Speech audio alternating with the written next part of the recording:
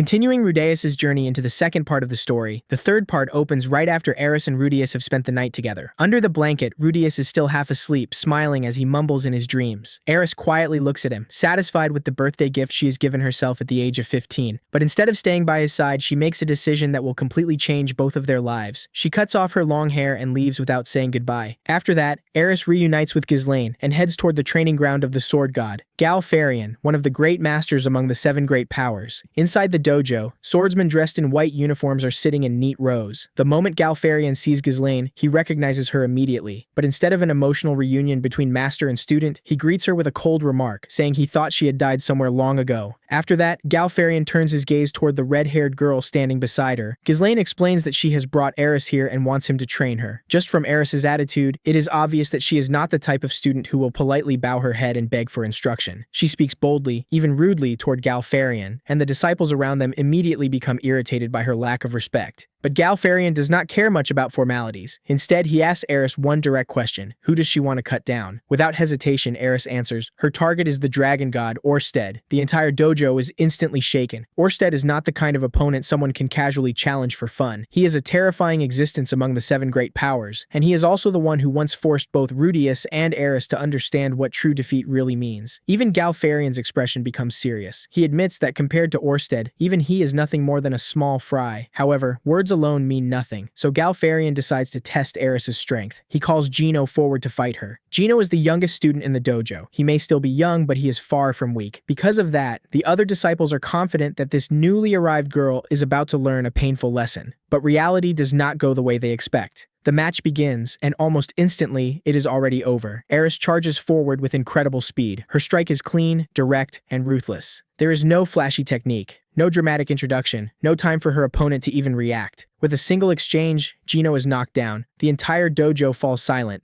No one expected the newcomer to defeat Gino that quickly. Galfarion watches the fight and comments that Eris is interesting. Then he calls out his own daughter, Nina, to face Eris next. This time he wants to see how Eris uses her sword against a more serious opponent. Nina steps forward with full concentration. She is clearly stronger than Gino. The match begins. Nina holds her stance firmly, while Eris rushes in like a wild predator. But almost immediately, Eris is blown back. At the same time, her sword shatters into pieces. Yet Eris does not hesitate for even a second. Instead of stopping, she throws a punch straight at Nina's face. What should have been a sword match suddenly turns into a brutal close combat brawl. Nina is caught off guard. Eris knocks her down, pins her to the ground, and keeps hitting her until Nina can barely keep up with what is happening. Even after that, Eris still looks ready to continue. The people around them hurriedly shout for her to stop. After defeating two disciples in a row, Eris picks up her sword again and coldly asks whether everyone here is this weak. The other students protest, saying what Eris showed was not real swordsmanship. To them, she fought more with instinct, killing intent, and raw power than with proper technique. But Galfarion sees something special in her, so he decides to become her next opponent himself. The disciples immediately object. There is no need for the sword god to personally fight a newcomer, but Galfarion ignores them and says he will hold back. He then notices Eris's sword and realizes that it is a fine weapon, likely forged by the craftsman Julian. By coincidence, his own sword was made by the same smith. Eris does not know much about the sword's origin. She only says that it was given to her by the Migard tribe. The battle begins. Eris charges at him with everything she has, but the gap in strength between them is far too great. In an instant, Galfarion moves with speed and technique beyond what Eris can follow. The result is brutal. Eris is sent flying straight out of the dojo and crashes into the snow outside. Seeing that she can still move after taking his attack, Gal tells Ghislaine to treat her wounds. Then, without warning, he declares that from this day onward, Eris will be a sword saint. The entire dojo is thrown into shock. Sword saint is not a title that can be handed out casually. It is supposed to be given only to those who have mastered the longsword of light.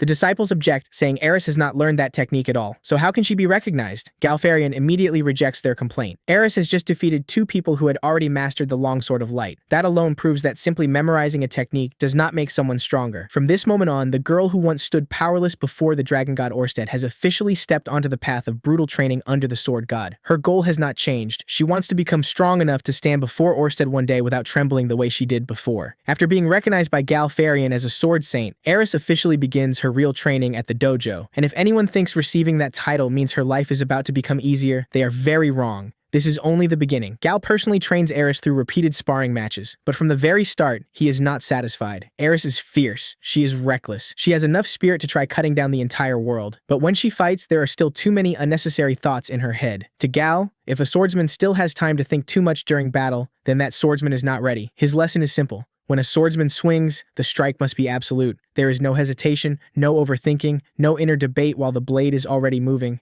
Gal then teaches Eris one principle: swing the sword without unnecessary thought. When she becomes too tired to swing, she should sit down and reflect. When she becomes too tired of thinking, she should stand up and swing again. In other words, Eris's life from this point forward revolves around a simple cycle: swing, collapse, think, then swing again. After training, the disciples in the dojo begin talking about Eris. Some admit that she is strong in a fight, but they still think her style is too violent. To them, it looks more like a street fight than proper sword training. Among them is Nina, the blue-hair girl Eris defeated earlier. Although Nina tries to act calm, she insists that if it had been a real sword match, they might not have lost to Eris. Standing beside Nina is Gino, the youngest student. He is gentle and somewhat timid. Nina pushes Gino to say something to Eris, but instead of challenging her, he simply asks whether she would like to train with them from time to time. Unlike some of the others, Gino does not seem hostile at all. After that, Eris leaves and begins training alone outside. In the freezing snow, she repeatedly swings her heavy curved sword. The more she practices, the more she realizes that swinging a sword properly is far more difficult than it looks. In Eris's mind, images of people stronger than her begin to appear one after another. First, there is Ghislaine, who was once far faster than her, but right after that, the image of the dragon god Orsted appears, and Orsted is many times faster than Ghislaine. The moment she remembers that, Eris feels the distance between herself and her goal even more clearly. She does not simply want to become stronger than ordinary people. She wants to become strong enough to face a true monster among the 7 great powers. Time passes. Eris keeps training without stopping. Inside the dojo, outside in the snow, in the mountains, under the burning sun. Even when her hands are blistered, torn, and covered in wounds, she continues swinging her sword. Sometimes, Eris sits alone and thinks about Galfarian's movements. She asks herself what the sword god's strike truly looks like. She tries to copy that rhythm. She tries to force her body to remember that speed, but the result still does not come. Eris tries again and again. She fails again and again, and each time she stands back up and continues. The disciples who once looked down on her gradually fall silent. Every day, they watch Eris push herself through brutal training. At first, they are only curious. Later, they can only stare in disbelief. Years pass. Eris grows into a young woman, but even after all that time, she continues swinging her sword until her body reaches its limit. During training, Eris imagines Orsted standing before her. The moment that image appears, fear and killing intent erupt inside her at the same time. She rushes forward and swings as if trying to tear that illusion apart. But no matter how hard she tries, Eris still feels that it is not enough. Then one night, a white-haired man dressed in flamboyant clothes appears outside the dojo. The moment Eris walks toward him with a dangerous glare, he introduces himself. He is the North Emperor, Auber Corvette, also known as the Peacock Sword. He says he wants to enter the dojo and meet Galfarian. Auber realizes that Eris must be one of the sword god's disciples, so he politely asks her to announce his arrival. But Eris has been pushed too far by endless days of training. Her mind is exhausted, her body is in pain, and she has no patience left to listen to a stranger talk. She coldly tells Auber to leave. Auber keeps his polite tone, but before he can explain any further, Eris draws her sword and attacks. The fight begins right in front of the dojo. But Auber is nothing like the sword god-style fighters Eris has faced before. He does not fight head-on with pure speed. His movements are strange, flexible, and difficult to read. Eris attacks fiercely with overwhelming killing intent. But Auber keeps dodging with spinning movements, sudden changes of direction, careful control of distance, blind spots, and tricks that force her into a bad position. At one point, Auber's blade comes dangerously close to her neck. Even then, Eris twists her body and tries to counterattack. She has absolutely no intention of giving up. The longer the fight continues, the more Auber realizes that the girl in front of him is not normal. Eris does not fight only with technique. She fights with the survival instinct of a beast cornered with nowhere left to run. In the end, Auber knocks Eris off balance. Her sword pierces the ground, and she falls into the snow and dirt. At that moment, Galfarian appears at the entrance of the dojo and orders them both to stop. He has been calmly watching the fight from the beginning. Auber immediately greets him and says it has been a long time since he last met the sword god. Eris, still lying on the ground, angrily shouts because the fight was interrupted, but her body has clearly been pushed to its limit. Auber tells Gal that after reading the sword god's letter, he came to the dojo and encountered this girl. He admits that he has never seen a swordsman this ferocious before. He compares Eris to a wild beast. Then he suddenly realizes that she must be the child known as the Mad Dog. After her encounter with Auber, Eris quietly returns to her room. Inside, Ghislaine is waiting for her. Eris collapses onto the bedding, completely exhausted. Her body is covered in injuries. Her spirit has also been worn down by the endless training and the battle she just fought. At last, Ghislaine can no longer stay silent. She goes directly to question her master. Galfarian has always valued logic and efficiency in swordsmanship. So why is he allowing Eris to keep training in such a reckless, repetitive way? Even after all this time, Eris still cannot use the ultimate technique, the long sword of light. But Galfarian does not get angry. Instead, he points his sword toward Ghislaine and explains his intention. What he is teaching Eris is not a specific technique. He is teaching her how to train. Gal admits that Ghislaine herself was once like a hungry tiger, full of instinct, ferocious, sharp. But his overly rigid method of training turned her into something far too restrained. This time, with Eris, he refuses to repeat the same mistake. Eris is not the kind of swordsman who learns a technique politely and copies it exactly like an exam answer. She is a true wild beast. The more she is pushed, the harder she fights back. The more she is knocked down, the more she wants to get up and bite again. Ghislaine still worries about Eris, but Gal reminds her of the girl's goal. The person Eris wants to cut down is not an ordinary swordsman. It is the dragon god Orsted. If Eris only obediently imitates what Gal teaches her, she will never have a chance against Orsted. To face a monster like that, Eris must discover her own path. She must keep her wild instincts alive, and from there, she must turn those instincts into a sword style that cannot be trapped by any fixed form.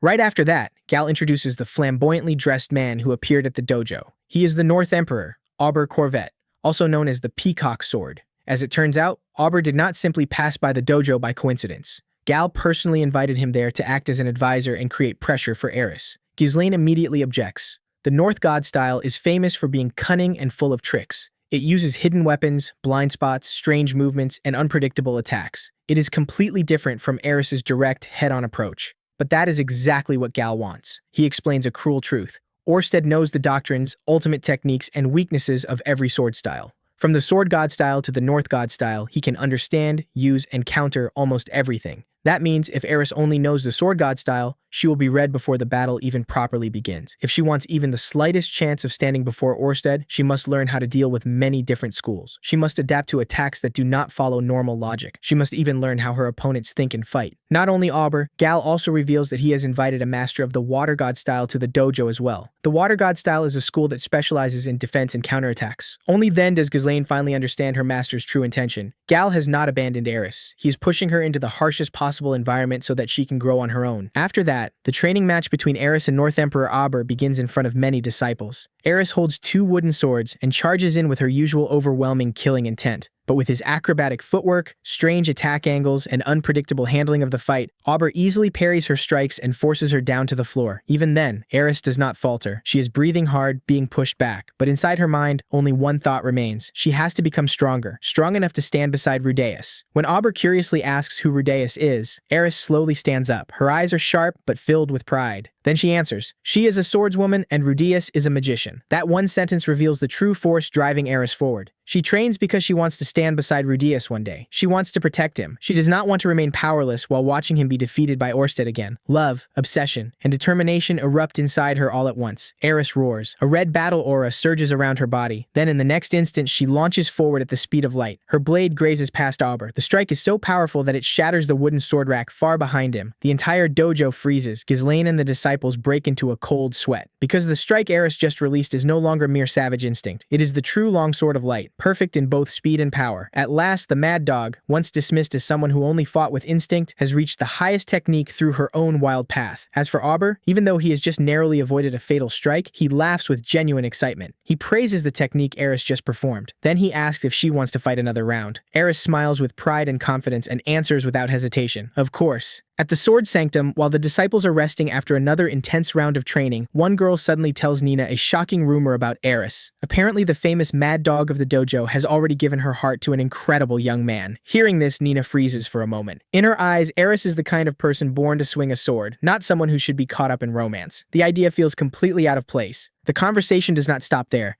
The girl then casually asks Nina about her relationship with Gino, causing Nina to blush immediately. She denies it in a panic and declares that she will dedicate her entire life to the sword. In other words, she tries to cut down even the smallest sign of young love before it can grow. But just then, Eris finishes her training with the sword god and walks over. Since Nina has never liked Eris much, she immediately throws out a sharp insult, saying that a rough girl like Eris would never find a boyfriend and might as well remain pure forever for the sake of swordsmanship. The moment she says it, Eris stops and turns back. Then with a proud smile, she declares that she is no longer a virgin. Nina and everyone around her are left completely stunned. Eris then proudly talks about Rudeus, the boy who grew up with her, became an adventurer with her, crossed the demon continent with her, and most importantly, once faced the dragon god Orsted himself. Nina refuses to believe it because her father once told her that Orsted's battle aura was nearly impossible to penetrate. Even so, Eris insists that Rudeus is not some half-baked magician. He is truly strong. But that pride does not last long.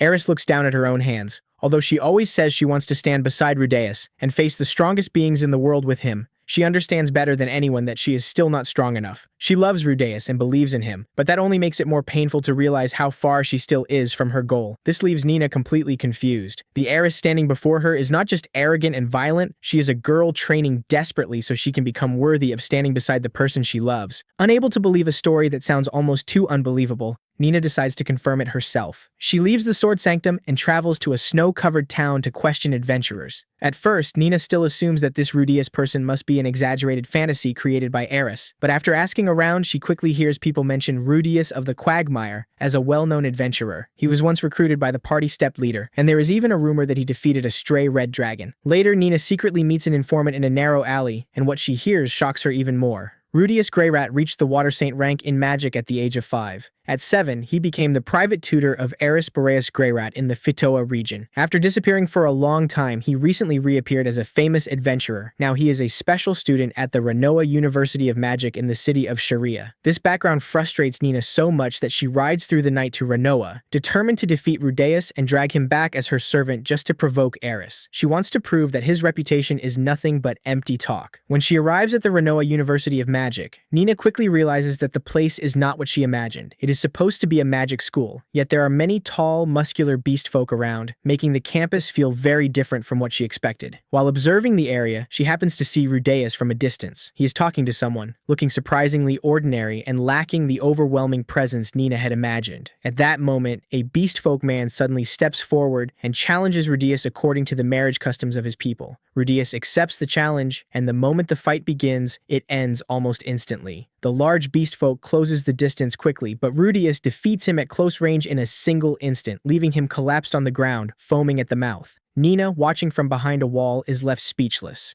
A magician should be weak in close combat, yet Rudeus has handled a powerful opponent as easily as brushing dust from his sleeve. While the surrounding students are still making noise, with some saying Nina will have to wait at the end of the line if she wants to challenge him, the ground suddenly begins to shake. The immortal demon king Badagati appears, a giant purple figure with 6 powerful arms. Laughing loudly, he declares that anyone who wants to fight Rudeus must first get past him. The atmosphere instantly becomes tense. Nina and the other students draw their weapons and rush into battle, but before long, they are all lying across the grass, completely defeated. Nina forces herself back up in pain and looks ahead, where Rudeus is stepping forward to face Badagati directly. At that moment, Rudeus raises his magical gauntlet, preparing to release a powerful spell, while Badagati continues laughing proudly and challenges him to strike. Then, a massive explosion erupts. Dust and smoke rise across the battlefield, covering everything and opening the true confrontation between Rudeus and the immortal demon king. After the terrifying explosion at the Renoa University of Magic, the smoke slowly clears, and the scene before Nina leaves her frozen in place. The immortal demon king Badagati, the same being who had just knocked down a crowd of students with ease, has been blasted straight into the academy wall by one of Rudeus's spells. As Nina watches Rudeus calmly lower his staff, she can hardly believe her eyes. The person in front of her is no longer just a magician with an impressive reputation.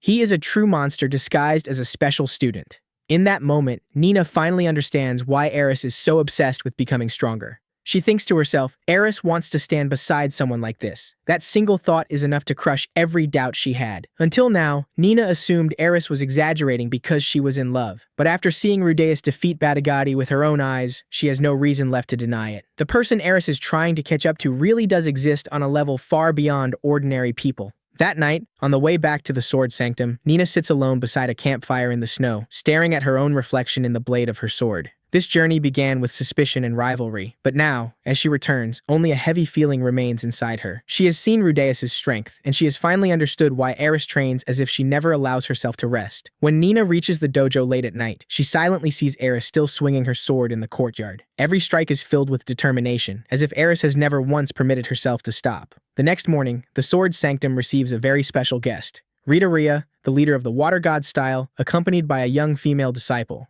The moment they meet, Galfarian does not bother with polite formalities and directly asks why she has come. Rita laughs and says that since Gal actually lowered his head to ask for help, she became curious about who he wanted her to teach. The atmosphere between these two masters feels like old acquaintances meeting again, with every polite word carrying a hidden edge. After that, Nina and Eris are called into the main hall. Nina immediately kneels respectfully before the water god, while Eris remains standing with her arms crossed, showing no concern for ceremony. Nina quickly tells Eris to kneel, and Galfarian introduces the woman before them as Rita Raya, the head of the water god style. The moment Rita observes Eris, she realizes that this girl is more like a wild beast than an ordinary student. She says directly that Eris is completely unsuited to the water god style. Then she asks Gal who exactly he expects this girl to fight. Gal answers with a serious expression, Eris wants to defeat the dragon god Orsted. The moment that name is spoken, even Rita's eyes widen in shock. Orsted is not the kind of opponent one casually names as a personal goal. He is an existence terrifying enough to shake even masters like them. Even though Rita thinks the goal is absurdly reckless, she still finds it interesting. However, she does not want to waste time on someone without talent, so she orders the young disciple who came with her to test Eris first. The girl introduces herself as Water King Isolte Cruel, and warns Eris not to think the title of Sword Saint is enough to overpower her. The match begins. Eris immediately charges forward with fierce speed, leaping into the air and swinging down as if to cut her opponent apart in a single strike. But Isolte moves lightly, using the defensive and counterattacking style of the Water God style to avoid the attack completely. Eris loses her momentum and crashes straight into the sword rack behind her. That fall leaves Nina stunned. Someone like Eris, who always overwhelms her opponents with killing intent and speed, has been neutralized so easily. Isolte only smiles calmly, while Rita says the fight was not particularly interesting, though the result is enough. She then turns to Nina and asks whether she wants to learn the water god style under her. Nina refuses because she still wants to continue walking the path of the sword god style. In the end, Galfarian decides that in the mornings, Eris, Nina, and Isolte will continue training with their respective masters as usual. After sunset, the three of them will train together, clash with one another, and sharpen each other through competition. At the end of the day, Isolte and Nina come to Eris's room to talk. Isolte points out Eris's biggest weakness directly. She gives off far too much killing intent. For the water god style, killing intent is like a free guide showing the direction of an incoming attack. As long as they can sense where the attack is coming from, they can easily respond. Hearing this, Eris can only rest her chin in frustration. Asking her to hide her killing intent feels almost like asking fire not to be hot. Isolte then says that Nina is the opposite. When Nina fights, she barely gives off any killing intent at all, which leaves Nina embarrassed and confused because she does not understand why. Eris, however, is still not convinced. She growls that if she simply swings her sword as fast as possible, she should win, so there should be no need to hide her killing intent in the first place. It is exactly the kind of logic expected from the Mad Dog. See the target, charge forward, and cut it down. Meanwhile, Nina is completely discouraged after everything that has happened. She slumps over the table and wonders why she cannot defeat someone like Isolte. Her confidence has been completely shaken. Isolte only smiles and explains that she used small tricks to guide Nina's movements, making Nina act exactly as she wanted. This opens a new direction of training, where Eris does not only need to become stronger, she must also learn how to face opponents who can read, evade, and break apart the killing intent she relies on. Back in the dorm room, while the discussion about killing intent is still unresolved, Eris suddenly stands up and reveals something important. In the past, Ruyer taught her that the eyes can also become a weapon. If used properly, a swordsman can deceive an opponent, forcing them to attack earlier or later according to the rhythm the swordsman wants. Hearing this, Isolte immediately understands the issue. In their match earlier, Eris had deliberately tried to lure her with her eyes. She was not simply charging forward blindly like an uncontrolled beast. Eris admits that she did try using that trick, but Isolte was too strong. The experience of the water god style made her difficult to trap. Isolte does not take offense. Instead, she happily advises Eris to stop relying on that method for now, and try focusing on suppressing her killing intent in order to improve herself further.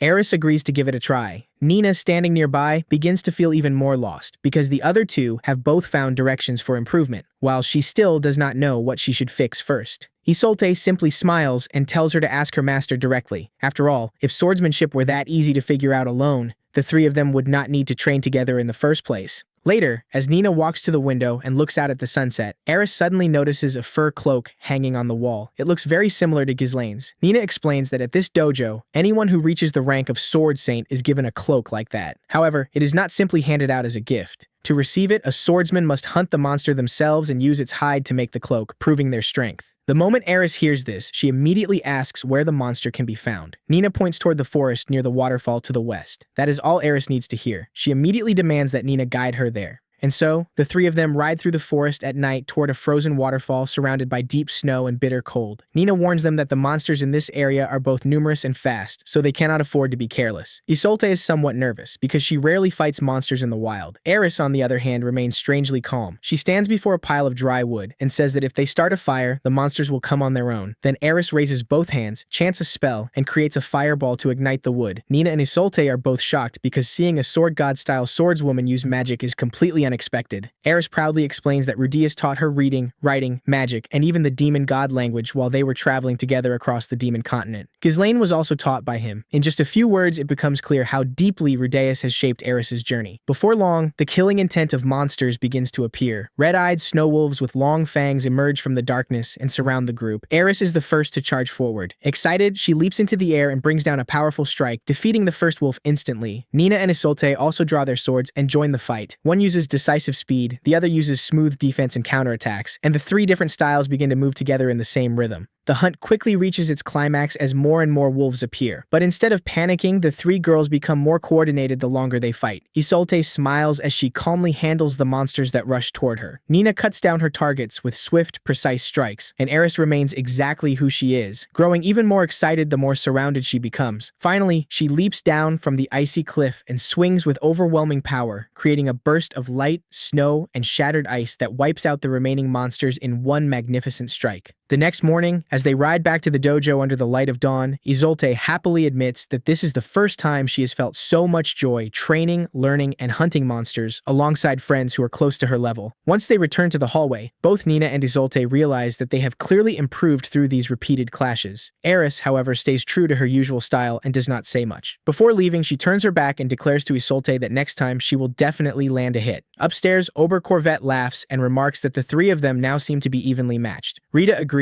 saying that winning even one round out of 3 would already be major progress. Ghislaine smiles with quiet satisfaction, because she finally understands Galfarian's intention. He is not teaching Eris only through the sword. He has placed her in an environment filled with opponents who will force her to grow on her own. As Eris walks down the hallway, Nina suddenly calls out to her and asks if she wants to know how to stop releasing so much killing intent. Eris immediately demands an answer. Nina gives her a surprisingly simple piece of advice. Bathe every day. Clean her body, eat properly, crawl into a warm bed, and fall asleep while thinking about the boy she loves. The moment Rudeus is mentioned, Eris blushes and snaps at her, asking what any of this has to do with him. Nina turns away and explains that whenever Eris talks about Rudeus, her killing intent disappears. She also adds that if Eris stays too dirty, he might not like it. The comment sounds casual, but it strikes the heart of the issue. Eris looks down and smells her dirty sleeve, then remembers how thoughtful Rudeus used to be, even taking care of things like laundry for her during their journey. Time passes, and at the Sword God-style dojo, Eris and Iseult begin another sparring match while Nina watches. This time, Eris is completely different. Her body is clean, her mind is calm, and her eyes are no longer overflowing with killing intent. When the two charge toward each other, Iseult takes her usual defensive stance, waiting to read the direction of Eris's sword. But because Eris has hidden her killing intent, Iseult can no longer predict the next strike. In a single instant, Eris's wooden sword reaches Iseult's neck, knocks the weapon from her hand, and sends her falling onto the training floor. Nina stands nearby with her mouth open in shock. Eris slowly lowers her sword, clenches her fist, and smiles more brightly than ever before. She knows that she has just taken a major step forward on the path to becoming strong enough to one day return and stand firmly beside Rudeus. Morning arrives at the Grey Rat Mansion, and Rudeus wakes up beside Roxy, the woman who once taught him magic and has now officially become his wife. She is still sleeping peacefully, while Rudeus is already wearing the expression of a man whose thoughts should probably remain private. Before he can embarrass himself any further, Roxy opens her eyes and immediately notices the disappointment on his face. When she asks what is wrong, he answers with complete honesty. He simply wanted to admire his beloved teacher a little longer in the morning light. The comment turns Roxy bright red, but she quickly restores the calm dignity of an instructor and tells him to get ready. A new day has already begun. Downstairs, Sylphie is holding Lucy in her arms. The sight of both mother and daughter safe at home immediately puts Rudeus at ease. He walks over, embraces Sylphie, and speaks to her with the same effortless affection he showed Roxy only moments earlier. Somehow, this man has already completed an entire romantic schedule before breakfast. Roxy soon comes downstairs looking noticeably shy. Sylphie wastes no time asking whether the previous night went well, leaving Rudeus standing nearby with the tense expression of someone awaiting an official performance review. Roxy quietly admits that he was gentle and took good care of her. Sylphie smiles, clearly satisfied with the answer. Across the room, Norn is carefully brushing Zenith's hair. She explains that she has collected more stories about Ruijerd, hoping they can be used in the book Rudius plans to write about the Super tribe. The goal is to repair the reputation of a people feared and misunderstood for generations. It is a simple scene, but it reveals how much Norn has grown. She is no longer merely following her brother. She has begun finding goals and responsibilities of her own. Rudius watches Zenith in silence. She still has not recovered her memories or her former personality since being rescued and brought back to Sharia. Even so, small changes are beginning to appear in her reactions. Rudius does not push her or demand answers. He simply remains nearby, patiently waiting for whatever part of his mother may eventually return. Aisha then enters in her maid uniform, carrying breakfast with enough ceremony to serve a royal family. The meal includes sweet potato soup with yoko beans, bread, and mare's milk. For Rudius, however, the food is not the important part. The people who were once separated across the world are now sitting together at the same table. After everything he has lost, this ordinary breakfast feels like a miracle. Once the meal is finished, Rudius heads toward Renoa University of Magic with Sylphie, Roxy, and Norn. It is a familiar road, but today feels different. Roxy is no longer walking beside him only as his teacher. She is now an official member of his family. During the journey, Roxy brings up the last time Rudius introduced her around the university. He proudly described her talent, experience, and status as the teacher who first guided him in magic. However, he somehow forgot to mention one minor detail. She was also his wife. Rudius immediately realizes his mistake and apologizes. Unfortunately, his chosen method of correcting it is anything but subtle. In the middle of the school courtyard, he pulls Sylphie and Roxy into his arms and loudly announces that he loves them both. Students across the courtyard turn to stare. Whispers spread instantly, and Norn walks ahead as quickly as possible, hoping no one realizes she is related to him. Rudius may have intended to clear up a misunderstanding, but he has essentially held a public press conference about his love life. Norn soon joins her classmates, who greet her warmly. Watching from a distance, Rudius, Sylphie, and Roxy realize that she has genuinely found a place at the university. In the past, Norn isolated herself and constantly compared her limited abilities with the extraordinary talent of her older brother. Now she has friends, academic goals, and a life that belongs to her. Rudius is proud of her progress, although his expression changes the moment he notices several boys standing nearby. He has no problem with Norn making friends. However, any young man hoping to become something more may have to survive a selection process more demanding than the university entrance exam. After leaving Norn with her classmates, Rudius escorts Roxy to the headmaster's office. There she is informed that she will begin teaching immediately. Roxy admits that she once had little interest in becoming a teacher. For much of her life, she cared mainly about gaining knowledge and improving her own magical ability. Over time, however, her perspective changed. Guiding Rudius helped her discover the satisfaction of sharing knowledge and watching a student grow beyond expectations. Rudius then returns to class, where Linnea and Persena immediately begin teasing him. They saw him walking through the university with Sylphie and Roxy, and his dramatic declaration in the courtyard has apparently already become campus news. The two Beastfolk girls joke that they should also hurry up, find impressive husbands, and return home before Rudius claims every available romantic achievement in Sharia. Zenoba and Julie soon arrive to welcome him back. Zenoba remains almost excessively devoted to Rudius, while Julie is excited because their research into an autonomous magical doll can finally continue. To the two of them, Rudius returning is like electricity suddenly coming back to a laboratory after months of darkness. Nanahoshi enters with her usual exhausted expression, but even she appears relieved. As long as Rudius remains in Sharia, her research into teleportation will no longer be delayed indefinitely. Just as the classroom begins to settle, Roxy enters wearing the formal clothing of an instructor. She steps onto the platform and introduces herself as Roxy Megordia Greyrat. From that day forward, she will serve as both their new teacher and the homeroom instructor of the class. The introduction is professional, calm, and completely respectable. Then Roxy adds that she is also the second wife of Rudius Greyrat. The entire classroom falls silent. Rudius can only lower his head into his hands. He announced the relationship in the courtyard that morning, and now Roxy has delivered the official confirmation directly to the class. At this point, there is no one left at the university who does not know about his family situation. While the students continue whispering, Cliff approaches Rudius with a clearly unhappy expression. He complains that Rudius returned with Elise without visiting him and never informed him that another person had joined the family. Rudius explains that he deliberately avoided Cliff because of his faith. As a devoted follower of the Millis religion, Cliff believes strongly in marriage between one man and one woman. Rudius assumed he would condemn the decision to marry Roxy. Cliff, however, says religion is not the main issue. What disappoints him is that Rudius once promised to love only Sylphie, yet returned from his journey with another wife. More importantly, Cliff reminds him to consider how the situation affects Norn. Norn regularly visits the church. After the death of Paul, she viewed Rudius as the final stable figure in her family. She prayed every day for both her father and her brother to return alive. She also admired the peaceful home Rudius had created with Sylphie and hoped that she might one day build something similar. When Rudius returned with a second wife, the image she trusted was suddenly shaken. Her anger was not simply about morality, it came from grief, confusion, and a sense of betrayal. Cliff warns Rudius that Norn has already lost her father, while Zenith remains unable to communicate normally. Even in a house filled with people, Norn can still feel completely alone. If everyone assumes she will eventually recover without support, that loneliness may only deepen. The words strike harder than any accusation about religion. Rudius believed that bringing everyone home would automatically create a happy family. Cliff forces him to understand that reunion is only the beginning. Living together, understanding one another, and caring for each person properly is the real challenge. As the conversation becomes increasingly tense, Zenoba steps in to calm them. Cliff eventually lowers his voice and finally notices that Rudius is missing his left hand.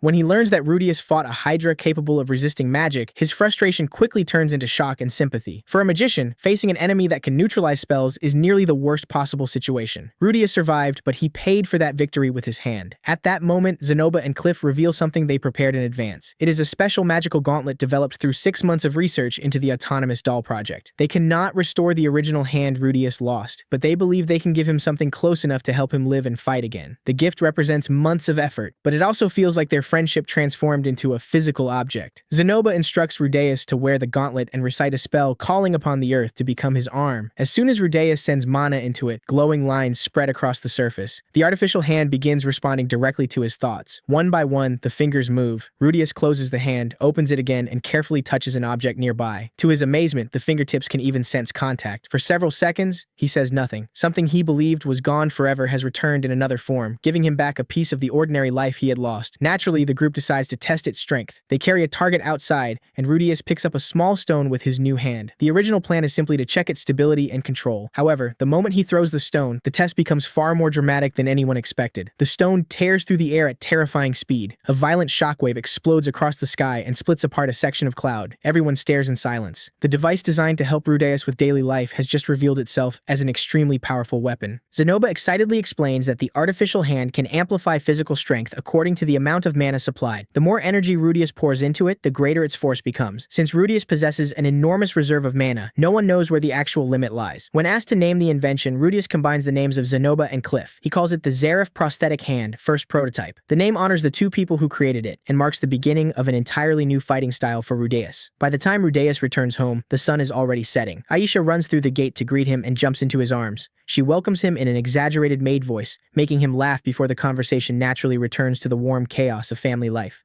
Aisha is playful, Norn is serious and sometimes difficult. Sylphie is gentle, Roxy is easily embarrassed. Zenith remains quiet. Together, they form the home Rudius has fought so hard to reach. Inside the mansion, he proudly demonstrates his new hand to Sylphie and Roxy. He moves every finger almost as smoothly as a real hand, and both women are relieved that his daily life will become much easier. Rudius then stretches out both arms and declares that he can finally hug both wives comfortably at the same time. Norn, who is sitting nearby working on the book about Ruijerd, immediately tells him to show at least a little restraint. She has already endured enough public affection for one day. At dinner, the entire family gathers around the table beneath the warm light of candles. Rudius quietly studies every face. Sylphie sits beside Lucy. Roxy now has a place in the household. Norn continues writing. Aisha manages the home. Zenith may not be the woman she once was, but she is still there. Memories of the long journey begin returning to him. The Fitoa displacement disaster, the struggle to survive on the demon continent, his travels with Eris and Ruijerd, his defeat against Orsted, the painful separation from Eris, his reunion with Sylphie at the university, their marriage, the birth of Lucy, the expedition to rescue Zenith, finding Roxy again in the labyrinth, and finally, the death of Paul. Every moment of happiness came with a price. The artificial hand on his arm is proof that peace was never given to him for free. Still, Rudius refuses to let the past pull him into despair. Instead, he looks at the people who remain. He decides to value these ordinary days. He will pay more attention to Norn, spend more time with Zenith, support Sylphie and Roxy, and protect the family he has finally brought together. Later that night, when the mansion has fallen silent, Rudius carries a candle down into the basement. He moves carefully, almost as if he were performing a secret mission, yet his destination is neither a laboratory nor a hidden weapons room. It is a small chamber containing a carefully maintained shrine. Rudius opens a box and reveals the treasured relic he has long associated with Roxy. Roxy herself is now his wife, yet this private ritual has somehow remained part of his life. He kneels and offers a sincere prayer before the familiar keepsake. The scene may look ridiculous to anyone else, but Rudius treats it with complete seriousness. Long before Roxy became his wife, she was the person who changed his life. She helped him overcome his fear of the outside world and gave him the courage to begin living again. Standing in that quiet room beneath the mansion, Rudius finally realizes that he has truly returned to everyday life. Of course, his version of everyday life includes attending a magical university, receiving an artificial arm capable of launching stones through clouds, living with 2 wives, and worshipping a mysterious relic in the basement. For Rudius Greyret, that apparently counts as peace.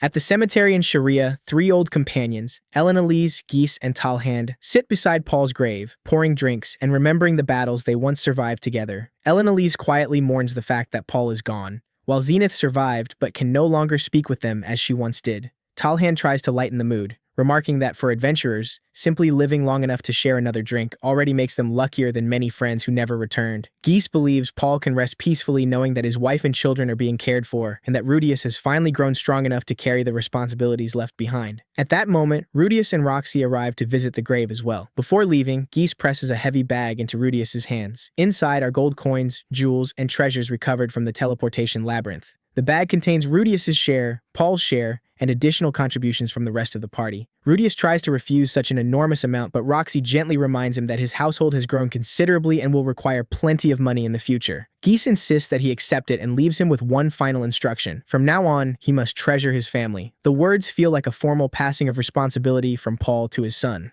Rudius shakes Geese's hand in gratitude, and Talhand lifts his luggage before the 2 adventurers leave the cemetery beneath the morning sun. Returning to the mansion on his day off, Rudius finds Aisha and Zenith tending the garden together. Watching his mother carefully loosen the soil, remove weeds, and care for each young plant brings back memories of Buena Village, where Zenith once loved gardening. She still cannot communicate, and her lost memories have shown little sign of returning, but her body remembers the habits she practiced for years. Seeing Zenith and Aisha kneeling beside each other among the flower beds, Rudius thinks they look exactly like a mother and daughter. He tells Aisha that she is welcome to call Zenith mother now that they all live beneath the same roof. Aisha shakes her head. Lilia instructed her to address Zenith as Lady Zenith, and to Lilia, the boundary between servant and mistress remains something that cannot simply be erased. Rudius cares little about formal titles. What matters to him is that everyone considers one another family. Aisha responds with a mischievous smile and asks him to visit her room later because she has something extremely special to show him. Before investigating Aisha's mysterious discovery, Rudius spends some time watching Lucy. He sits beside the cradle, makes ridiculous faces, and even imitates a cow in an attempt to entertain his daughter. Lucy merely studies her father with a perfectly serious expression. Watching nearby, Lilia softly explains that Paul once struggled just as desperately to make the infant Rudius laugh. The comparison leaves Rudius silent. After returning Lucy to Lilia, he visits Aisha's room and is startled to discover a potted plant moving on its own. It turns toward anyone entering the room, and its leaves open like a small mouth drawing breath. Rudius immediately identifies it as a Trent, a plant-type monster. Aisha explains that she intended to report it earlier, but her brother was always busy, so she waited until his day off. The plant appeared perfectly ordinary when she first brought it home and only began moving after receiving regular care. She then admits that she occasionally watered it using leftover bathwater. Rudius suspects that traces of sweat or mana from Aisha and Sylphie may have caused the mutation. However, adult Trents can attack people and sometimes develop poisonous parts.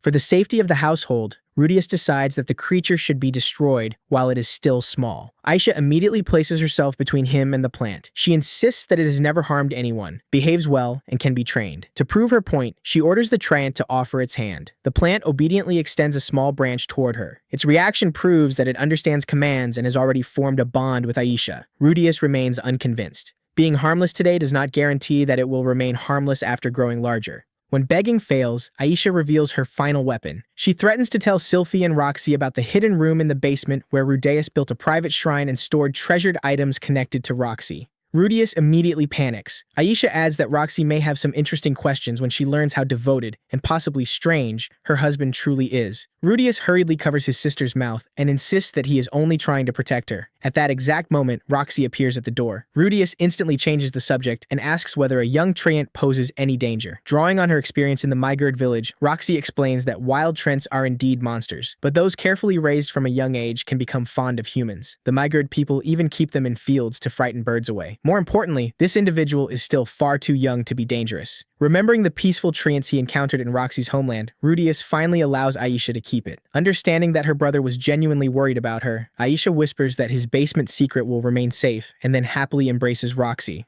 Roxy, completely unaware of the dangerous information being concealed, asks what the siblings were discussing. Rudius later records that the family has gained a Trent as a pet and names it Beat. Rudius and Cliff continue examining the Hydra scale geese recovered from the labyrinth. They confirm that the material is known as a magic-absorbing stone. It can neutralize spells, destroy barriers, and break down objects constructed from mana. The discovery explains how the Hydra repeatedly erased the group's magical attacks during their battle. Cliff considers the material exceptionally troublesome, while Rudeus immediately begins considering how it might be turned into protective equipment. At first, he thinks there is no reason to rush because no immediate danger is threatening the household. Then he changes his mind. Trouble can appear without warning, and after Paul's death, Rudeus refuses to risk losing another member of his family because he failed to prepare in advance. In the research room, Zenoba and Julie present the results of dismantling the automatic doll. At its center lies a large magical core. Everyone initially assumed it was carved from a single enormous crystal, but closer inspection reveals that it was assembled from numerous smaller magic stones. Intricate magical circles have been engraved across the surface of every piece. The structure could completely transform current understanding of magical tools. Several smaller stones can apparently function as one powerful core if connected with enough precision. Julie then reveals a personal project, a model of a bald spear-wielding warrior who looks exactly like Ruyard. Zenoba proudly praises his student, and despite his obvious bias, claims that the sculpture is comparable to Rudeus' own work. Rudeus agrees that it is the finest piece Julie has produced so far. He tells her not to rush and to focus on improving steadily. Julie's development also brings their plan to improve the reputation of the supered race one step closer to success. Rudeus invites both Zenoba and Julie to dinner so they can meet Lucy. The dining room is lively that evening, and the baby immediately becomes the center of attention,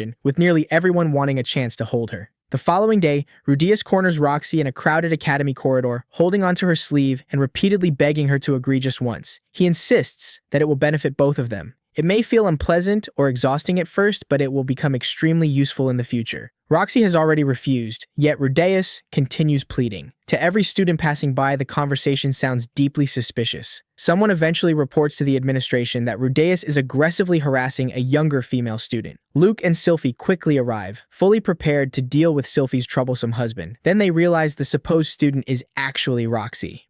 Luke disperses the crowd and leaves Sylphie to handle the family matter. Rudeus is surprised that anyone mistook his wife for a student, but Roxy's youthful appearance makes the misunderstanding understandable, especially since few people know that she has recently joined the academy as an instructor. Once everyone leaves, Sylphie seriously reminds Rudeus that marriage does not give him permission to continue pressuring someone after she has refused. Rudeus notices her unhappy expression and becomes strangely delighted because Sylphie rarely shows jealousy over him. He assures her that he has no intention of neglecting her and suggests that all three of them do it together, with Roxy teaching both of them. Only then does the truth emerge. Rudeus was not asking for anything intimate. He wanted Roxy to teach him and Sylphie king-tier water magic. The misunderstanding ends with arrangements for a private magic lesson. Even so, Sylphie's warning remains valid. Rudeus should not let his excitement become pressure after someone has already said no. The practical lesson is held outside the city. Rudeus, Roxy, and Sylphie ride Matsukaze across the open fields. Their conversation about horses reminds Roxy of Caravaggio, the horse that once carried teacher and student together while she worked as a tutor in Buena Village. At that time,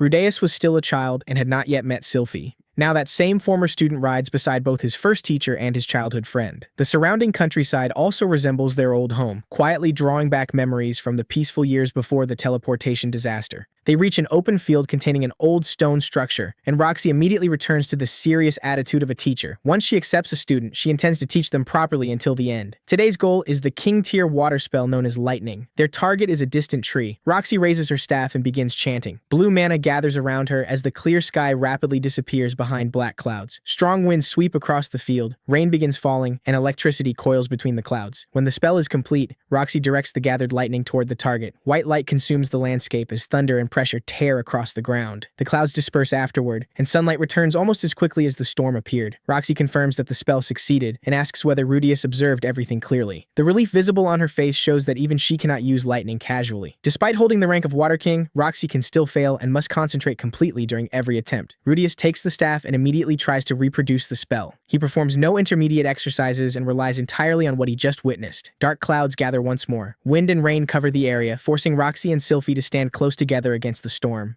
Electrical energy slowly condenses into a brilliant mass. Finally, the lightning within the clouds merges into an enormous pillar that crashes into the earth, leaving depressions and scorched marks across the impact zone. Rudeus successfully casts lightning on his first attempt. Roxy silently watches the student she once had to lead by the hand beyond the gate of his own home. Tears gather in her eyes as she confirms that he has officially become a Water King. Her pride is accompanied by a little frustration. Roxy may still fail once in every 5 attempts, while Rudius learned the spell after watching her perform it only once. The feeling is not resentment. It is the complicated emotion of a teacher who is overjoyed by her student's success while realizing that his talent has already surpassed her own. On the journey home beneath the evening sky, Roxy admits that her current life sometimes feels like a dream. In only half a year, she escaped from the labyrinth, married the person she loved, became an academy teacher, and joined a large, caring family. Everything happened so quickly that she once briefly wondered whether she was still trapped beneath the labyrinth, experiencing one final happy illusion before dying. Roxy does not truly believe the world around her is false. It is simply the only way she can describe how unbelievable it feels to have distant hopes suddenly become reality. Despite her happiness, she still feels guilty for entering the marriage between Rudeus and Sylphie. From Sylphie's perspective, Roxy worries that she must appear to be the woman who disrupted a peaceful family. Sylphie immediately rejects the idea. She's genuinely happy to have become close to Roxy, and even admits that if the two had been forced to compete directly for Rudius's affection, she might not have won. Sylphie believes she was simply fortunate enough to reunite with Rudius and support him during one of the darkest periods of his life. Listening to both women diminish their own importance, Rudeus realizes that he is the truly fortunate one. Roxy was the first person to lead him beyond the house that had imprisoned his childhood and helped him overcome his fear of the outside world. Sylphie's acceptance and kindness are the foundation, allowing their current family to live together peacefully. Without either of them, Rudeus would never have gained the home he is now determined to protect. He also understands that saying he will treasure them is not enough. A promise has value only when proven through action. Beneath the evening light spreading across the fields, Rudeus silently vows to protect Roxy, Sylphie, and every member of his family.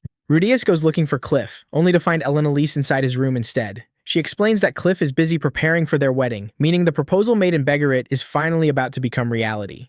Noticing that the future bride looks unusually dissatisfied, Rudeus asks what is bothering her. Elise complains that Cliff has been so busy recently that the two of them have barely had any private time together. Although she claims to have retired from her former lifestyle, her energy apparently remains as powerful as ever. She then suggests that Rudeus could become closer to Sylphie and Roxy at the same time. He immediately objects, fearing that one careless decision might destroy the fragile balance between his two wives. Rudeus knows he should ignore such dangerously tempting advice, although a small part of him is clearly interested. Elise offers to help Sylphie and Roxy become comfortable with the idea. In exchange, Rudeus must obtain a rare medicinal herb from Asura for Cliff to use after the wedding. Elise is already looking forward to seeing whether her normally serious husband can become slightly more passionate. Rudeus immediately kneels and sincerely asks for her assistance, promising to find the herb by any means necessary. The wedding day finally arrives. Inside Ameli's church, Cliff stands before the altar while Elise enters wearing a magnificent white dress. In front of Rudeus's entire family, Cliff vows to love her for the rest of his life. Elise promises that for as long as she lives, she will continue walking beside her husband. The two exchange ceremonial tokens according to Millis tradition. Elise accidentally steps on the groom's foot and quickly apologizes, adding one small moment of chaos to an otherwise beautiful ceremony. After completing their vows, they kiss beneath the light pouring into the sanctuary. A woman who once believed she could never live an ordinary life has finally found someone willing to hold her hand and continue forward beside her. Outside the church, Norn and Aisha excitedly discuss the wedding dress. Rudeus realizes that dreaming of a proper ceremony is completely natural, while his own family rarely follows a conventional path. His marriage to Sylphie and the decision to welcome Roxy into the household both happened under difficult and hurried circumstances. Even so, the home they have created is what he now wants to protect most. Rudeus asks whether Roxy would like a wedding ceremony of her own. The Migrant people do not have that tradition, and the two of them never performed any official ritual. Roxy says it is unnecessary, but the expectation in her eyes suggests otherwise. Rudeus leans down, kisses her forehead, and compliments it with complete seriousness. Sylphie immediately demands equal treatment, forcing him to embrace her in the middle of the street. Norn scolds her brother for having no sense of public restraint,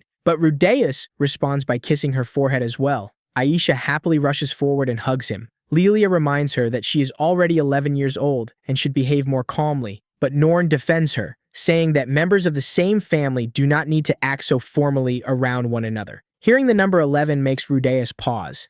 He realizes that Norn and Aisha never received the traditional gifts marking their 5th and 10th birthdays. The teleportation incident scattered the family and stole years they should have spent together. Rudeus remembers Paul once promising that when everyone finally reunited, they would hold an enormous celebration. Not long afterward, the Harvest Festival begins in Sharia. Rudius takes Sylphie and Roxy shopping while secretly preparing a surprise party for Norn and Aisha. He wants the girls to understand that their important days are still remembered, even if the celebration is arriving 1 year late. The three visit a magical tool shop and discover a pot that can freeze anything placed inside once mana is supplied. Sylphie believes it would suit Aisha perfectly. Choosing something for Norn is more difficult because most of her interests involve armor, swords, and horses. While helping select the gifts, Roxy admits that she wants to become closer to Norn. The shopping trip gradually becomes an enjoyable outing for all three of them, with Rudeus and Sylphie even helping Roxy choose new clothes. When evening arrives, Rudeus leads them to a hotel room he reserved earlier, revealing the other purpose behind the trip. Sylphie recognizes it as the place Alina Lise recommended, while Roxy also understands what Rudeus has been hoping for. He arranged for Lilia to care for Lucy. Sylphie is still slightly worried about both parents being away, but she knows their daughter is completely safe with Lilia. Before entering, Sylphie asks Roxy one final time whether she is truly comfortable with the three of them spending the night together. Roxy calmly confirms that she has prepared herself. Only after receiving that clear agreement do they step through the door, and the rest of the evening is left respectfully outside the story. The following morning, the gifts are secretly hidden throughout the mansion. Sylphie, Lilia, and the others begin decorating, while Rudeus is assigned to take Norn and Aisha outside so they will not discover the party. He asks Roxy to accompany them because the outing serves another purpose as well. Norn is still slightly uncomfortable around her brother's newest wife, while Roxy sincerely wants to grow closer to her. A quiet fishing trip may give them a natural opportunity to speak. The moment Aisha receives a fishing rod, she excitedly announces that this is her first time fishing and challenges Rudeus to see who can catch the most. The loser must obey one request from the winner. Rudeus accepts immediately. His experience may be questionable, but his dignity as the older brother cannot be surrendered. While they begin their competition, Norn struggles because she does not know how to prepare her fishing line.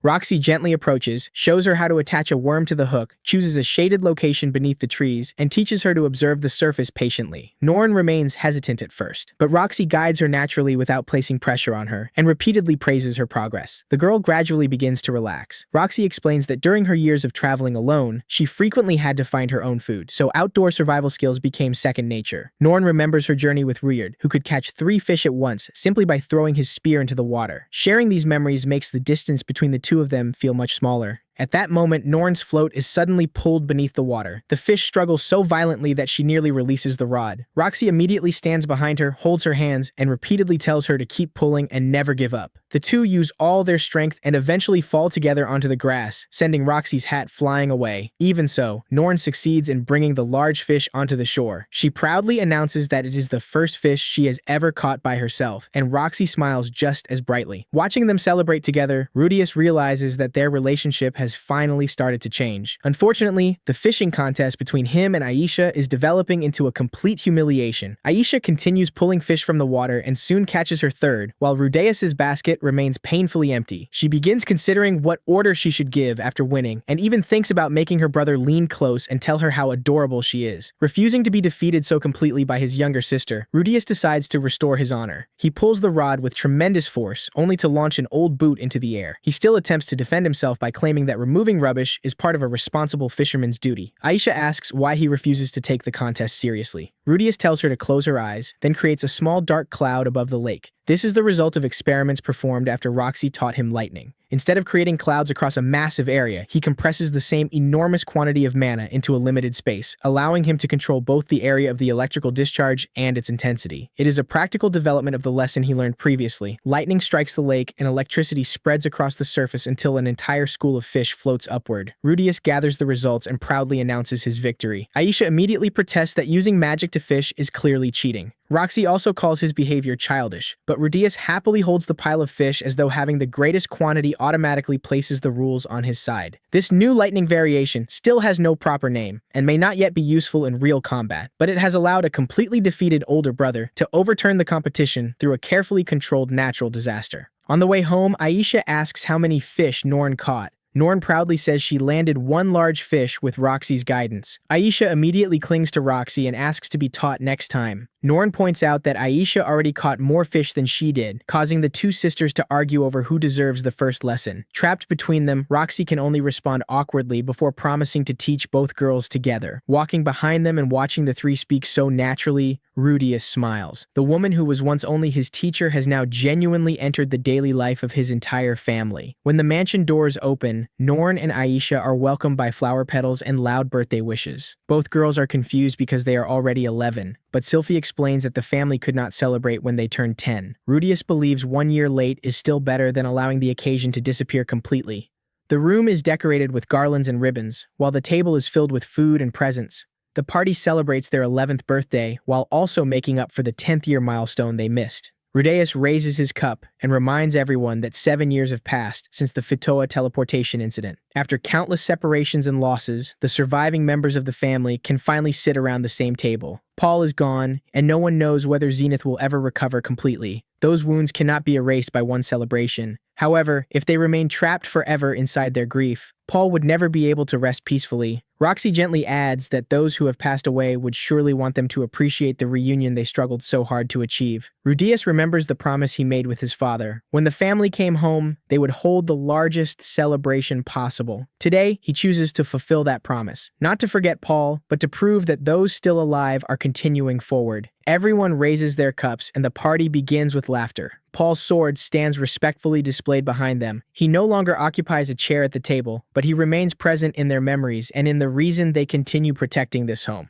After the meal, Roxy and Sylphie bring forward the presents prepared by Rudeus and the other adults. Aisha receives a pair of tall boots lined with warm material, while Norn receives a dark winter coat with fur around the collar and sleeves. Both girls' eyes immediately shine with happiness. Norn promises that next time she will wear the coat and go outside with Zenith. The simple sentence causes her mother's expression to soften. Zenith cannot respond as she once could, but even this small reaction proves that the emotions inside her have not completely disappeared. Lilia then presents two brightly colored handkerchiefs embroidered with flowers. She explains that she and Lady Zenith prepared them for both Norn and Aisha. Norn happily offers her thanks. Aisha freezes and asks whether she is truly allowed to receive one as well. Lilia confirms that of course she is, because Aisha is also Master Paul's daughter. The place within the family that Aisha always desired but never dared request has finally been spoken aloud. She holds the present and begins crying, not because the handkerchief itself is valuable, but because her identity as part of the family has been acknowledged. Lilia then kneels before Zenith, still using the respectful manner of a servant, and asks her mistress to continue looking after her. The boundary between mistress and attendant that Lilia carried for so many years cannot disappear immediately. Zenith says nothing, but gently places her hand over Lilia's. She answers with a small yet unmistakable gesture. Lilia tearfully thanks her, while Aisha remains beside them, holding the handkerchief close. That quiet moment closes the distance between the women of the Greyrot family more effectively than any lengthy explanation. As the celebration continues, Rudius and Sylphie approach Roxy with another wrapped gift, congratulating her on her marriage to Rudius. Roxy awkwardly asks why Sylphie would give her something. Sylphie admits that without meeting Rudius, she might never have survived or found the life she currently has. Their reunion transformed her future. For that reason, Sylphie is also grateful that another person can help make Rudius's life better. Sylphie does not pretend that every emotion involved is simple. However, she does not want Rudius to reject the feelings of someone who sincerely loves him solely for her sake. Since Rudius has chosen to return Roxy's love, Sylphie wants all three of them to continue forward together. She suggests that from now on, she and Roxy should live beside each other as Zenith and Lilia once did, raising the family together, supporting one another, and ensuring that no one is left standing outside their home.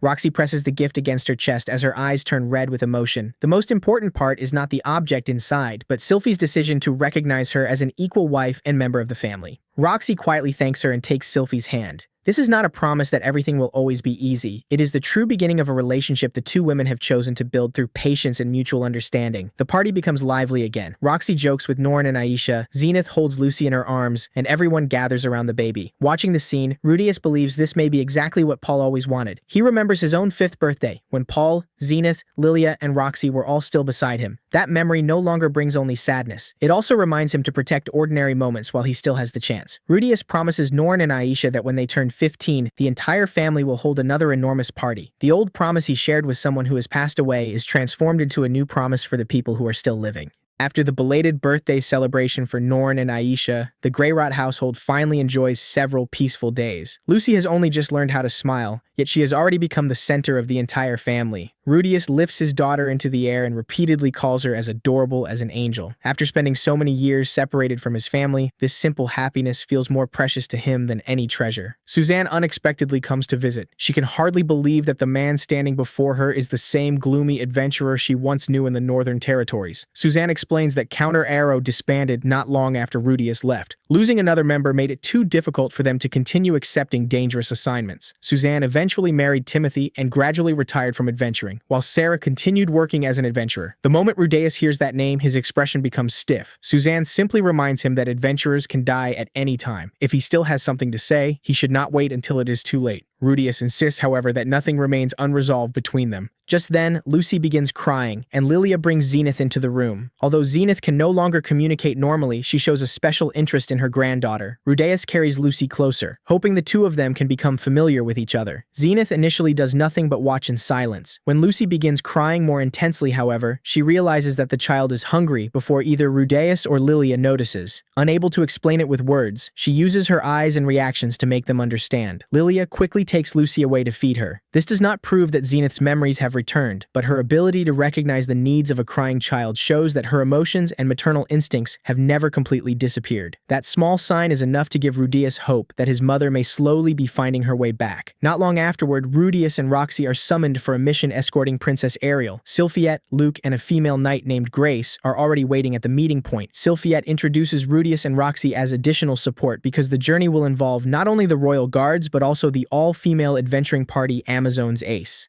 Grace reacts coldly, wanting to make certain that the unfamiliar members can cooperate with everyone else. When Amazon's Ace arrives, a familiar voice causes Rudeus to freeze. Standing among them is Sarah, his former lover. She recognizes him immediately, yet neither of them speaks. Memories return all at once. Their missions with Counter Arrow, the gradual way Sarah opened her heart to him, and the night their relationship collapsed, just as it was about to move forward because of Rudeus's psychological condition and the cruel words that followed. Rudius once believed they would never meet again. Now, by an unexpected turn of fate, they are part of the same escort party. Neither mentions the past, but the discomfort between them is impossible to hide. The group enters a snow-covered forest, where white bear-like monsters suddenly charge from several directions. The close-range fighters of Amazon's Ace hold back the first creature while Sarah and the other archers move into position. Roxy calmly begins casting. Flames erupt and sweep across the snow, engulfing the area ahead and ending the attack within moments. Rudius confirms that no one has been injured, and those who previously doubted Roxy can no longer question her abilities. During a break beneath the roots of an enormous ancient tree, the members of Amazon's Ace continuously ask Roxy about her magic. They had heard rumors that an instructor from the University of Magic helped conquer the teleportation labyrinth, but only after seeing her power directly do they fully believe the stories. Roxy becomes embarrassed by the praise, while Rudius stands beside her looking openly proud. He announces that she is his teacher, making his admiration obvious to everyone. Since Roxy and the frontline fighters handled most of the battle, Rudius volunteers to prepare the food before Ariel returns. Sarah is slightly surprised, but agrees to help him. The two work together without difficulty, although their personal history remains untouched. Luke asks Ariel whether she knows what happened between them. The princess replies that she knows the general situation and continues watching quietly. Around the fire, Sarah quickly becomes comfortable with Roxy and even asks her for additional magical guidance during the journey. Rudius sits nearby without knowing how to begin a conversation. Sylphiette notices her husband's unease and gently tells him that he should at least speak to someone he once knew. Rudius realizes that he cannot continue avoiding the situation. At that moment, Ariel hears that a yellow fruit grows somewhere in the forest and announces that she would like to taste it. Sarah volunteers to gather some, but the others believe she should not travel deeper into the woods alone. Ariel therefore orders Rudeus to accompany her. What appears to be a simple search for fruit creates the private moment both of them have avoided since their reunion. Whether Ariel planned it or not, Rudeus decides to confront the past. At first, they speak only about adventuring. Sarah confirms that Counter Arrow has disbanded. Suzanne married Timothy and retired, while Patrice returned to the Asura Kingdom because she wanted to become a soldier. Sarah moved between several different parties, but finding a stable group became more difficult after she reached a higher rank. Amazon's Ace is the first all-female party she has joined, and its composition makes it particularly suitable for escort missions. These neutral subjects gradually reduce the distance between them. Rudeus climbs a tree to collect the fruit while Sarah waits below to catch it. The atmosphere seems to have become easier until Sarah mentions hearing that Rudeus is married, has a child, and now lives with 2 wives. Rudeus immediately apologizes out of habit, but Sarah is the one who bows first. Sarah admits that she has always wanted to apologize to Rudius. Only after their relationship ended did she learn that his condition at the time had been caused by severe psychological trauma. She believed he was rejecting and humiliating her, saw only her own pain, and responded with cruel words towards someone who was already too broken to defend himself. Had she been more mature, she might have understood that Rudeus never intended to insult her. He was still being crushed by the emotional wound Eris left behind. Rudeus asks Sarah to sit beside him and admits that he was also responsible. After Eris disappeared, he believed that the person he cared about most had abandoned him. When Sarah showed affection, Rudeus hoped that becoming involved with her would help him forget Eris. He cared for Sarah, but his feelings were not sincere enough to call love. When the relationship failed, he said terrible things to protect himself, forcing Sarah to bear the consequences of a wound she had never caused. For the first time, they can see the entire situation clearly. Sarah believed she had been personally rejected, while Rudeus believed he was being hated and abandoned again. Neither of them was ready for a relationship, and each unintentionally made the other's deepest fears even worse. Sarah notices how much Rudeus has changed. He can now calmly express feelings that he once kept buried. Rudeus admits that at the time he was too afraid of being hurt again to become close to anyone. Sarah asks whether the white-haired girl beside Ariel is Sylphiette, then asks about Roxy. Rudeus confirms that Sylphiette is his first wife, while Roxy is both his magical teacher and his second wife. Sylphiette patiently remained beside him and gathered the courage to help him recover from his condition. Later, when Paul died inside the labyrinth, Rudeus once again fell into despair and lost his sense of direction.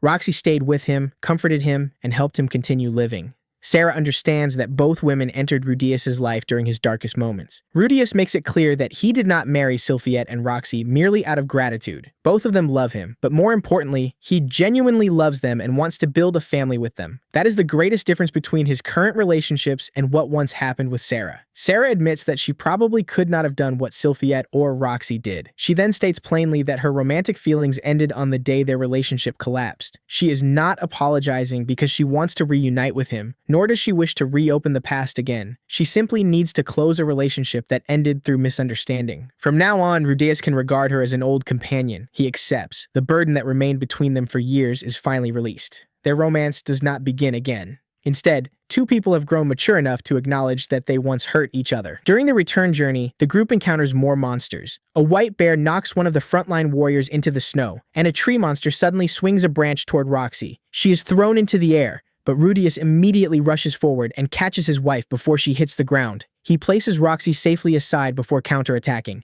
A rapidly spinning stone projectile strikes the creature's trunk, piercing it with a circular, red-hot hole and eliminating the threat. Sarah watches from behind. The way Rudeus protects Roxy clearly reveals the place she holds in his life. When the group reaches the city gate, their shared mission comes to an end. Ariel and the others promise to meet again, while one of the female adventurers embraces Roxy and repeatedly begs her to join Amazon's Ace so she can continue teaching them magic. Roxy thanks her but refuses. She is satisfied with her teaching position, her research, and her current family life. The adventurer jokingly argues that husbands only need occasional attention until her companions drag her away.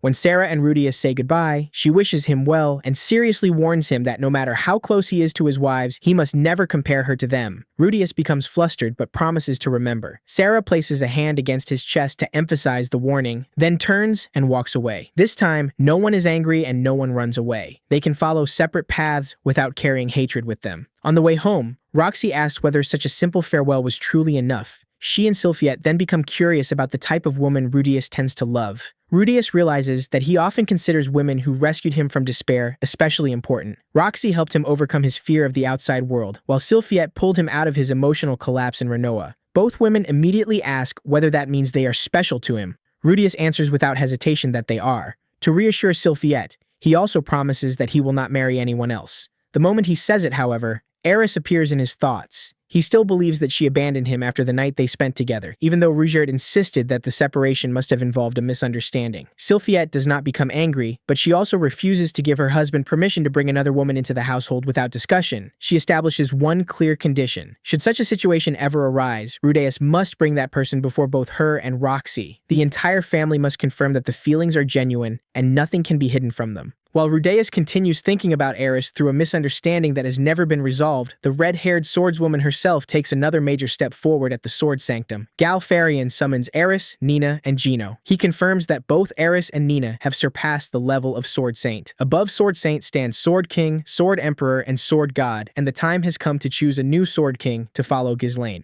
Gal asks Gino what separates the ranks. Gino guesses footwork, physical strength, and weapons, but cannot provide a confident answer. Gal simply explains that strong people remain strong. A title does not transform someone into a master. It is awarded only after that strength has already been proven. To test Nina's ambition, Gal gives her a choice between marrying Gino and becoming a Sword King, causing both of them to blush. Nina immediately chooses Sword King, but Gal considers the answer immature. When he turns to Eris, she says, "Determination is what matters." Gal rejects that answer as well and asks whether she would still seek greater strength if she never received the Sword King title. Eris replies that she would obviously continue becoming stronger. The title itself means nothing to her. She only needs enough power to accomplish her objective. Gal approves, but he will not award the title based on words alone.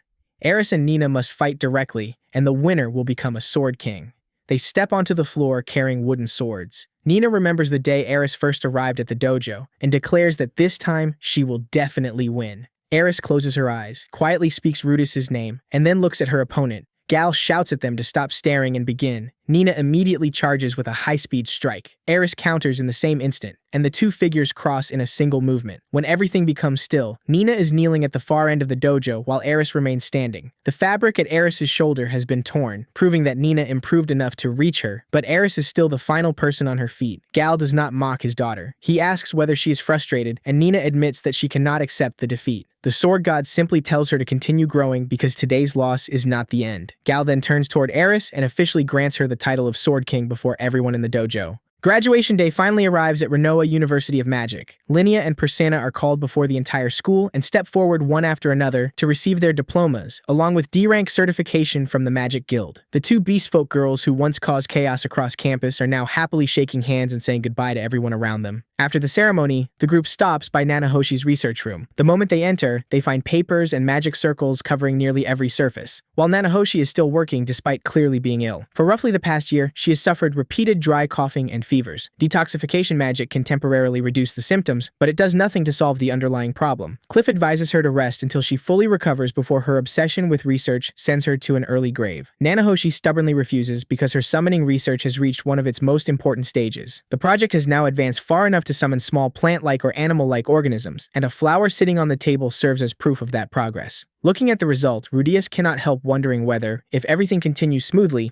plants from his former world might one day be brought here as well. Just as Nanahoshi prepares to continue the experiment, Linnea and Persena suddenly arrive and ask Rudeus and the others to witness something. The entire group is taken to a familiar courtyard, the same place where Rudeus and Zenoba once captured the two girls during an earlier conflict. Linnea and Persena announce that they intend to settle things with a duel. After graduating, both must return home and face the question of succession within the Doldia tribe. Rudeus points out that Didoldia and Adoldia are separate branches, so it would seem simple enough for each of them to lead one side. Linnea explains that they originally thought the same thing. Unfortunately, when marriage season arrived, both girls defeated every man who came to propose. Not a single candidate was strong enough to stand above them. The final solution was therefore for Linnea and Persena to fight each other. The stronger one would become tribal chief, while the loser would be free to live however she wanted. After hearing the rules, Rudeus cannot decide whether winning is supposed to be the reward or the punishment. The winner has to carry responsibility for an entire tribe, while the loser gets to go wherever she pleases. Still, both girls have already made up their minds, so he agrees to serve as a witness. If they insist on fighting, he would rather be nearby in case something goes wrong. Nanahoshi points out that this sounds suspiciously like encouraging violence, but Rudeus knows that forbidding them would accomplish nothing. They would simply find another place to settle it themselves. Better to supervise the duel than wake up tomorrow and discover that several more walls around the university have mysteriously disappeared. The atmosphere remains serious for only a few moments before Linnea and Persena turn the duel into a public trial of each other's childhood embarrassments. Persena mocks Linnea for always following her around like a little sister when they were young. Linnea immediately retaliates by revealing that Persena was still wetting the bed at 4 years old. The two continue shouting old stories at each other with more enthusiasm than they show during the actual fight. When Linnea finally runs out of ammunition, she simply calls Persena fat. Persena screams that she is not fat, and the two officially charge at each other. Meanwhile, Rudeus treats the spectacle like a live sporting event and begins providing commentary. In truth, the duel is less elegant martial arts and more two wild children grabbing, scratching, and throwing each other around. Somehow it continues all the way until sunset.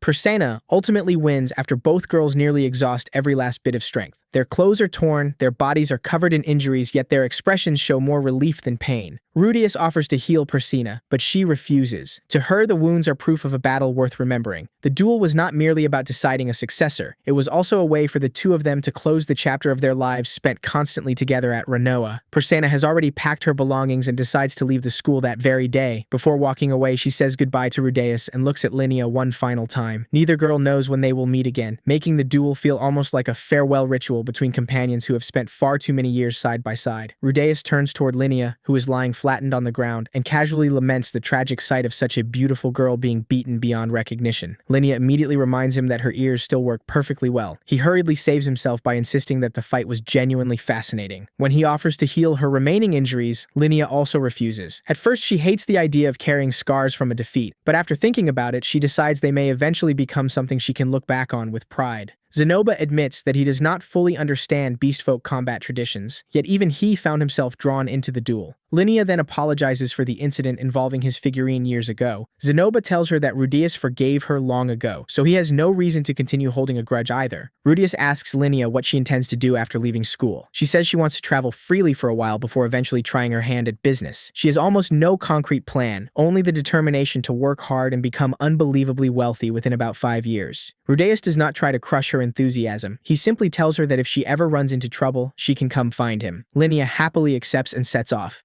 Unfortunately, her dramatic farewell lasts exactly 1 day. Not long afterward, Rudeus hears about 2 heavily bandaged beastfolk girls arguing aboard the same shared carriage. Apparently, neither Linnea nor Persena bothered to ask about the others' travel plans, and they accidentally bought tickets for the exact same ride. After Linnea and Persena leave, Rudeus returns to Nanahoshi's research room with the others to continue the experiment. Before them is a magic circle prepared for a much larger summoning attempt. Nanahoshi operates the system while Rudeus supplies the magical energy. The consumption rises so dramatically that he realizes almost no one besides himself could maintain the process for very long. Nanahoshi immediately notes that this is another major problem that must eventually be improved. The light inside the magic circle grows stronger and begins shifting through colors that make Rudeus freeze. The sight is far too similar to what he witnessed before the Fatoa displacement incident. Memories of the day, an entire region vanished, immediately return, and he fears that another disaster could erupt here in Renoa. Nanahoshi remains calm and reminds him that they have spent years researching precisely so the experiment will not spiral out of control like that event did. Rudeus forces himself to settle down and continues feeding mana into the formation. Light fills the entire room, but instead of a massive teleportation disaster, an intact watermelon appears on the table. Everyone erupts in celebration. They have successfully transported a physical object. The excitement lasts only a few seconds before a new problem becomes obvious. The object they actually intended to summon was a cabbage. Somehow, the system delivered an entire watermelon instead. Rudeus picks up the watermelon and inspects it. This world already contains fruits and vegetables that resemble those from his previous world, but no one knows whether the species and flavors are truly identical. Nanahoshi suggests simply cutting it open and tasting it. Their entire goal included bringing food from the old world into this one, so the successful arrival of the watermelon alone is reason enough to celebrate. The research room quickly turns into an impromptu party. Linnea and Persena have graduated and left, while Batagati is no longer around. In their place, Roxy and Norn have become regular members of the group. The faces have changed, but the warm feeling of everyone gathering together remains familiar. Nanahoshi rarely allows herself to look as openly relieved and happy as she does today, showing just how much this achievement means to her. Sylphie says alcohol tends to make her behave a little recklessly, so she plans to drink only a small amount. Rudeus also reminds himself not to overdo it because he still has to return home and look after his precious daughter Lucy. Then a slightly tipsy Roxy leans against her husband, instantly improving Rudeus's mood far more than he wants to admit. As the party begins to settle down, Norn asks to speak with him about something important. During the graduation ceremony, Ariel officially invited her to join the student council. Norn is not one of the university's top academic performers, but Ariel believes she has a talent for drawing people together and connecting them. Rudeus himself has already heard that quite a few students around campus genuinely like his younger sister. Norn wants her brother's opinion before accepting the position. Rudeus immediately thinks about how much work she already has ahead of her. The next school year will be more demanding, and Norn is still training with the sword, writing her book about Ruijerd, and pursuing several other goals. Adding student council duties on top of everything already sounds dangerously close to unpaid overtime. Norn, however, insists that she wants to try. Sylphie then reveals that Norn has actually been helping the student council for more than a year, even before Rudeus began teaching her swordsmanship. Hearing that changes his perspective completely. Norn is not suddenly chasing another responsibility on impulse. She has quietly been doing the work for a long time, proving to herself that she can handle it before finally asking her brother for approval. Rudeus no longer has a clear reason to object. He agrees, asking only that she avoid pushing herself too hard. Everyone then returns their attention to the watermelon. Nanahoshi cuts it into pieces while the group gathers around to taste the result of the experiment. Watching them, Rudeus realizes that today's breakthrough was born from Nanahoshi's persistence, but she did not reach it completely alone. The people around Renoa have all contributed in some way to helping her move forward. Rudeus quietly decides that whenever the people beside him choose to take another step ahead, he wants to do everything he can to support them. Nanahoshi later calls Rudeus aside to discuss the research more seriously. She confirms that the latest result is enough for the project to enter its 4th stage. The next major problem is accurately specifying exactly what they want to summon. Successfully transporting an object means little if they cannot control which object arrives. To solve that issue, Nanahoshi wants to consult someone with exceptionally deep knowledge of summoning magic. Hearing that description, Rudeus briefly wonders whether she is referring to Orsted, but Nanahoshi immediately denies it. Instead, she offers to introduce Rudeus to this person as repayment for everything he has done to support her research. That makes him even more curious. If Nanahoshi considers this meeting a major favor, then the person clearly cannot be an ordinary magician. She then adds that the same individual may know something useful about Zenith's memory loss. That single sentence immediately changes Rudeus's attitude. He does not allow himself to imagine that his mother can definitely be cured. Zenith still lives with the family and occasionally shows familiar reactions, but no one knows whether her memories will ever return. Even if Nanahoshi's contact has merely encountered a similar condition before, can identify what happened to Zenith, or can offer another direction for investigation, the meeting would still be worth pursuing.